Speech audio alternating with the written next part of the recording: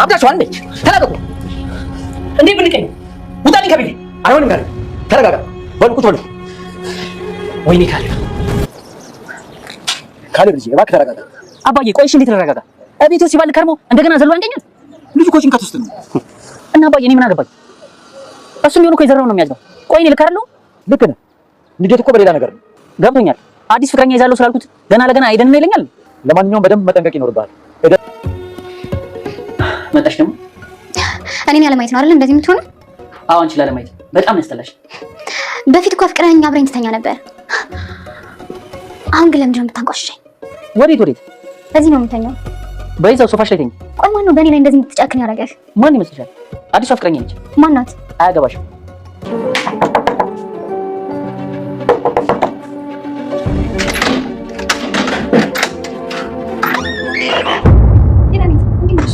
ደህና ነኝ። ቆይ ግን እዚህ ቤት መመላለስ አላበዛሽም? ምን ነው ችግር አለ? ካሌብ እንዴት ነሽ? ደህና ነኝ። ምን ሆነ? ታያት እባክሽ። ወደ ቤት የገባሽ ነው? አባባን ማውራው ነገር ስላለኝ ነው። እሺ ነያ። እየወጣ ከነበር ችግር የለውም እኔ እገባለሁ። በቃ ሄደት ችግር የለውም። ከፈለግሽ ደውይልኝ። እሺ እንዴት ነሽ ልጅ? ደህና ነኝ ጋሼ። ጋሼ በጣም ጨንቆኛል። ለምን? አንቺ ጠንካራ ልጅ አይደለሽ? እንደምን ያስፈልግሻል? ለምን እንደሆነ አላውቅም። ዳን እየከበደኝ ነው። ጭራሽ የማላውቀው ሰው እየመሰለኝ ነው። እሱንማ በደንብ ቀረብ ብለሽ ጠይቂው። በእናንተ መሀል ምንም አታስገቢ። እኔ ልጅ ግልጹን አይነግረኝም። አሁን ጭቅጭቅ ብቻ ሆኗል ከሱ ጋር። ምንድን ነው ማወቅ የምትፈልጊው? እዚህ ቤት ስመጣ ለምን ደስ እንደማይለው ብቻ ነው ማወቅ የምፈልገው። የኔ ልጅ ምናልባት በእኔ ተናዶ ይሆናል። አንቺ ግን ማወቅ ከፈለግሽ በደንብ አውጣጭው፣ እራሱ ይነግርሻል። እሱማ የሚለኝ ካሌብ ፍቅረኛ ላመጣ ነው አለ ነው። አንቺ ነሽ ወይ ይለኛል። ቆይ ምን እየተከናወነ ነው? አይ ካሌብ እንደ ቀልድ የተናገረውን እኮ አምርሮት ነው እንዴ ጋሼ። ታዲያ ከኔ ጋር ምን አገናኘው? የሚያገናኘውማ በጣም ስለሚወድሽ እዚህ ስትመጪ የሚወስድሽ መስሎት ይሆናል። እኔ አይደለሁም የምወሰደው። አላወቀኝም ማለት አድርጊ ነው የምትለኝ? አንተ ራስህ አስተዋውቀኝ። እሺ አሁን ምን ላድርግ? ዝም ብለሽ ነኝ። እኔ ይቅርብሽ። እሺ ላስብበት። ጋሼ ግን እኮ በጣም ጥሩ ሰው ነው። እንዴት እንደምወድሽ ታውቂ የለ። በቃ ተረጂኝ። ይሁንልህ። አንተም ግን ከዛ ቤት መውጣት አለብህ። ዳኒ ካሌብን ደበደበው። የካሌብ አባት መጥቶ ሲገላግላቸው እንዴ እናንተ ምን ሆናችሁ ነው? ምንድነው ቢልም ፍቅረኛ መጣለሁ ሲል ያልሆነ ጥርጣሬ በውስጥ ያደረብኝና ለዛ ነው ይቅርታ ብሎ ዳኒ ይቅርታ ጠይቋል።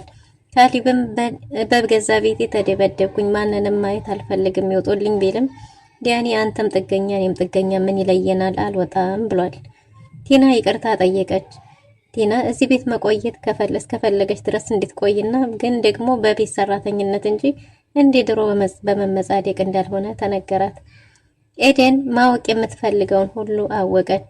ካሌብ ሁሉንም ነገር ነገራት። ዳኒ የኔን ትዳር አፍርሶ የሱን ትዳር ሊኖር አይችልም፣ እሱ በሰላም አይኖራትም፣ ተዋርዶ ይወጣል ብሎ ካሌብ ለኤደን ሁሉንም ነገር ነገራት።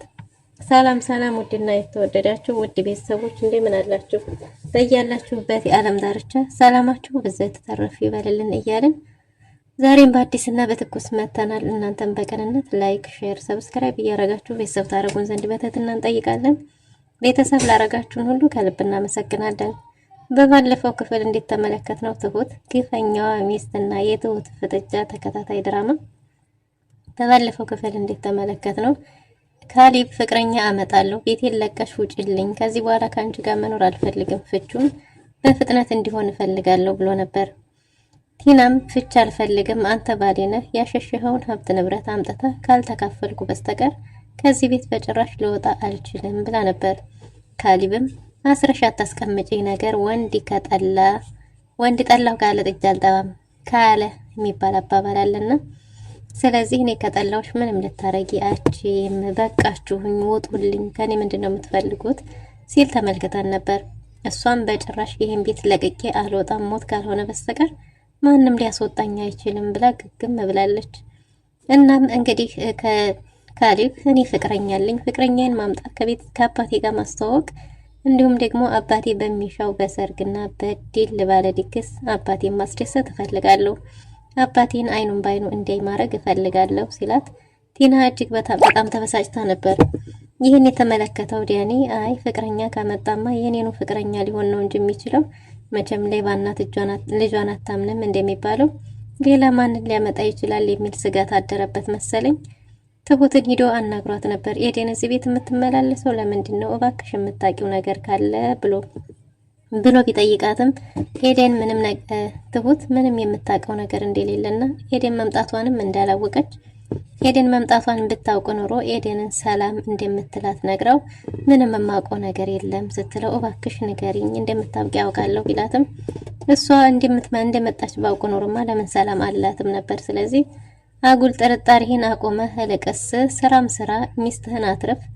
ይቺ ሴት ጸባይ ሰናይ የሆነች ውብ ሴት ላንተ አትገባህም። ነገር ግን አንተ እሷ መርጣሃለችና ምርጫዋን ሳትቀይር ከዚህ ቤት ይዘህ አምልጥ ብለው ነበር። ዳኒም አረ በጭራሽ እኔም በባዶ እጄማ መውጣት አልፈልግም ብሎ እባክህ አባዬ እያለ ቁጭ ብሎ የወጣት ለማኝ የሆነው ዳኒ እየለመነ ነበረ። እንግዲህ ሰጠው ቃሌን አክብሬያለሁ። እጣ አልወጣልህም። እጣ ቢወጣ ኖሮ 4 ሚሊዮኑን ሰጠህ ነበር። ይወጣልህን ደግሞ ስሰጥህ አሻፈረኝ ብለህ መልሰሃል። ስለዚህ ምን አይነት ገንዘብ ነው እንዲሰጥህ የምትፈልገው? እኔ ምንም የምሰጥህ ገንዘብ ከዚህ በኋላ የለም ብሎ እቅጩን ነግሮታል። እናም እንግዲህ ዲያኒ የዚህ ሁሉ ብስጭት ተጨምሮበት ካሊብ ፍቅረኛ ካመጣ ደግሞ እኔ ወቀማለሁ በሚል ስጋት ተነሳስቶ ካሊብ ምንም ሳያስብ ቁጭ ባለበት እንደ ክምር ሲከመርበት ከኋላ የካሊብ አባት መጥቶ እንዴ ምን እየተፈጠረ ነው? ምን እያረጋችሁ ነው? ብሎ ሁለቱንም መሃል ገብቶ ገላጋይ ሆኖ ገልግሎ ነበር። ምን እያረጋችሁ ነው? ምንድነው የተፈጠረው? ቢልም በገዛ ቤቴ እንዴት እደበደባለሁ? ቁጭ ባልኩበት እኮ ነው ድንገት መጥቶ የተከመረብኝ። በገዛ ቤቴ እኮ ሚስቴና ወሽማዋ ይኸው አስደበደቡኝ ብሎ ካሊብ ቢልም የካሊብ አባት ደግሞ ተረጋጉ፣ ምንድነው እናንተ እንደዚህ የምታረጉት?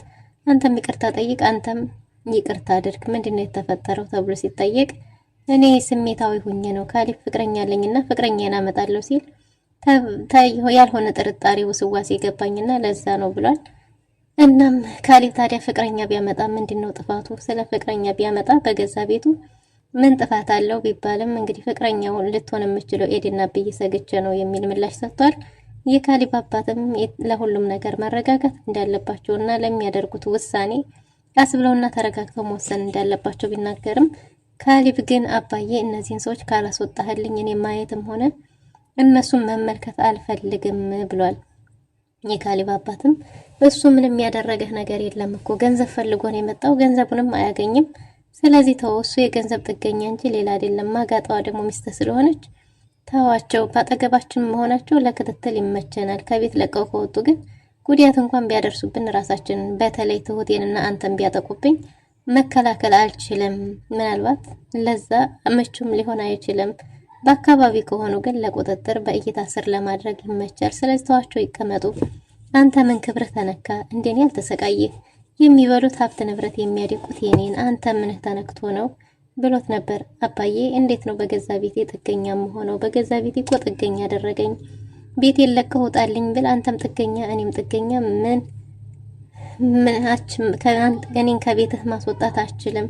ምክንያቱም ይሄ ቤት ያንተ አይደለም። የአባዬ እስከሆነ ድረስ አባዬ እንጂ ሊያስወጣኝ የሚችለው አንተ አይደለህም፣ አንተ አይመለከትህም አለኝ እኮ ሲለውም ታዲያ ምን አሻህ? ቤቱ ያንተ ነው፣ የኔ አባት ሀብት ንብረት ያንተ ነውና ምንም ሊያስጨንቅህ አይገባም። ተዋቸው፣ ንቀህ ተዋቸው ብሎት ነበር። ካሊብ ግን አሻፈረኝ፣ አቃተኝ አባዬ ከዚህ በላይ መሸከም አልችልም እያለ ሲልም ተመልክተን ነበር። እናም እንግዲህ የዛሬው አዲሱ ፊልሚያ ምንድነው? የትሁትና የኤደን ነገር ግራ የሚያጋባ ነገር ሆኖባታል። ኤደን በተለይ የምታየውና የምትመለከተው ነገር ውስብስብ ያለ ነገር ሆኖባታል። ድብዴባም ሳይደርስ ከድብዴባ ያልተናነሰ ነገርም ደርሶባታል። ምንድነው የሆነው? እንግዲህ አባዬ የካሊብ አባት ካሊብን ካረጋጋ በኋላ ዲያኒንም ሄዶ ምንድነው የተፈጠረው? ምን ሆነህ ነው ቢለውም የተፈጠረውን አንድ በአንድ ነግሮት ነበር። እና ተረጋጋ፣ አንተም ጥፋተኛ ነህ። ከዚህ በኋላ ግን እንደዚህ አይነት ነገር እንዳይፈጠር ለምታረጉት ነገር ጥንቃቄ አድርጉ። እንዴት በችኮላ ይህንን ታረጋለህ ብሎ እሱንም እንዲያባት መክሮታል። እሱም ይቅርታ አባዬ ተሳስቻለሁ ብሎ ነበር። እናም በዚህ ሁኔታ ሳሉ ቲና የካሊብን አባት ይቅርታ ጠይቃለች። እባክህ አባዬ ይቅርታ አድርግልኝ ብትልም ምንም ለይቅርታ የሚሆን ነገር እንደሌለ ለሁሉም ነገር እንደረፈደ እነሱም ቢሆኑ አስወጥታ ጎዳና ላይ ጥላቸው እንደነበረና በገዛ ቤታቸው ለሷ ይቅርታ የሚያደርጉለት የይቅርታ ቦታ ምንም እንደሌላቸው ነግረዋታል። የካሊብ አባት እባክህ አባዬ ለአንዴ ብቻ ይቅርታ አድርግልኝና ከዛ ወደ ድሮ መልካም ማንነት የተመልሽ ላሳይ ብላለች። አይ የትኛውን መልካም ባህሪ እንደሆነ ባይታወቅም ወደ ድሮ ማንነቴ ተመልሼ አሳይሃለሁ፣ እባክህ ይቅርታ አድርግልኝ ብትለውም እሱም እንግዲህ ያረገችው ጥፋት ቀላል ጥፋት እንዳልሆነና ቢሳካላት ኑሮ ጎዳና ላይ ጥላው እንደነበር አስረግጦ ነግሯት ወደ ክችን ገብታ ትሁትን እንዲታግዛት አድርጎ ነበር። ክችን ገብታ ደግሞ ትሁት መታ እዚህ ቤት እየተፈጠረ ያለውን ነገር እባክሽ ምንድነው ንገሪኝ ብትላትም ምንም የምታውቀው ነገር እንደሌለና እንደሷ እንደ ድሮ ምንም ልታረግላት የምትፈልገው ነገር እንደሌለ ነግራታለች። ቲናም የፈለገችው ትሁት እዛ ቤት የሚፈጠረውን እያንዳንዱ ነገር እንድታሳውቃት ፈልጋ ነበር። ትሁት ደግሞ ለሷ ምንም የምታረግላት ነገር እንደሌለ ነግራታለች። እናም እንግዲህ ቲና እቃ ጠቢ ተብላለች። እቃ ጠቢ ስትላት ጥፍሬ ይበላሽብኛል አላጥብም ስትላትም እሺ ችግር የለውም ከኔ የሚጠበቀው አንድ ቃል ላባዬ መናገር ብቻ ነው ስትላት እባክሽ ትሁት ለምንድን ነው የምትከፊብኝ ብትላትም ይሄን ክፋት እንግዲህ የተማርኩት ከጎበዝ አስተማሪ ስለሆነ ደግሞ እኔ ያስተማሪን ነው እንጂ የተቀበልኩት ሌላ ከየትም አላመጣሁትም እና እቃውን ብቻ እጠቢው ካልሆነ ደግሞ ላባዬ እነግረዋለሁ ብላት ነበር። ቲናም መሄጃ መሸሸጊያ የለኝም ብላ ስላሰበች ያን ብቻ ሳይሆን ከዛ ቤት ባዶ እጇን መውጣት ስላልፈለገች እሺ አጥባለሁ ብላ በጥፍሩ መበላሸት ወስና እቃ ማጠቧን ጀምራለች። እንግዲህ እዛ ቤት ትሁት ናት እንጂ ልታግዘን የምችለው ከትሁት ውጪ ምንም ሊያግዘን የሚችል ሰው የለም። እዛ ቤት እየተፈጠረ ያለውን ነገር ሊያሳውቀን የሚችል ሰው የለም እያለች ትገኛለች። ትሁትንም ስለ ኤደንና ስለ ካሊብና አባቱ ስለሚያደርጉት ስለ አንዳንድ የቤት ምክራቸው ሚስጥር ማወቅ ብትፈልግም ትሁት ደግሞ ከድሮም ትሁት ስለሆነች ምንም አይነት ፍንጭ ለዲያኒም ሆነ ለቲና አሰጣቸውም። ከቲና ይልቅ ዲያኒን በተደጋጋሚ ብትመክረውም ዲያኒ ደግሞ ምክር ተቀባይ ስላልሆነ አሁን ያለበት ደረጃ ላይ ደርሷል። አሁንም ቢሆን ሚስትህን ይዘህ አምልጥ፣ ኤደንን የመሰለች ሴት አትለፍህ። ኤደን ምናልባት አሁን ላይ ምርጫ ቢቀርብላት ካንተ ይልቅ ካሊብን ልትመርጥ ትችላለች። ካሊብ ከሀብት ንብረቱን በላይ ስራ አለው፣ ትሁት ነው፣ መልካም ነው። ስለዚህ እሱን ልትመርጠው ትችላለች። እሷን ይዘህ አምልጥ፣ ሀብት ንብረት ይቅርብህ ብትለው ማሻፈሬ ብሎ ነው እና እዚህ የደረሰው። ኤደንም እዛ ቤት አትሂጂ የሚለው ጉትጉት ሲጠናባት ምንድነው ነገሩ ብላ ወደ ቤት ለካሊብ አባት ስትደውል የኔ ልጅ የት ነሽ እንዴት ነሽ ብሏት ነበር። እሷም ቤት ከመሆኑን ሳሳውቃ መምጣት እንደፈለገች ስትነግረው ቤት ነኝ እጠብቅሻለሁ ብሏት ወደ ቤት መጣ ነበር። እንግዲህ የካሊብ አባትም ወደ ቤት ከመጣች በኋላ ከኤደን ጋር እያወሩ ነበር። ከኤደን ጋር ተመካክረው ሁሉንም ነገር ቀስ ብላ በዝግታ መመልከት እንዳለባት ከውሳሰው ከሚነግራት ውጪ ራሷ ማወቅ እንዳለባት የሰው ልጅ መጠየቅ ያለበት ለምን ጠላችሁኝ ብሎ ብቻ ሳይሆን ለምን ወደዳችሁኝ ብሎ መሆን እንዳለበት እንደተለመደው እንደምንጊዜውም የምክር አገልግሎቱን ለግሷታል። ግን አባዬ እየገባኝ ያለው የኔ እዚህ ቤት መምጣት ዲያኒን አለማስደሰቱ ነው። ዲያኒ ወደዚህ ቤት ስመጣ በጣም እየከበደው ነው። ራሱ አስተዋውቆኝ ራሱ ደግሞ አትጂ እያለኝ ነው። የዲያኒ ነገር ከብዶኛል፣ ምንም እየገባኝ አይደለም ብላ ለካሊብ አባት ተናግራለች። ኤደንን ገና በር ላይ ወደ ቤት አላስገባም ብላ ቲና በነገር ትገጥማታለች። ኤደንም እኔ አባዬን ለማውራት ነው የመጣሁት፣ ባክሽ ወደ ውስጥ መግባት እችላለሁ ብላ በር ላይ ጭቅጭቅ ሲገጥሙ አጋጣሚ ሆኖ ካሊብ ወደ ቤት ሲገባ ተገናኝተው ስለነበር ካሊብም ኤደን ብሎ አቅፎ ሰላም ሲላስ ተመልክታ ነበር ቲና።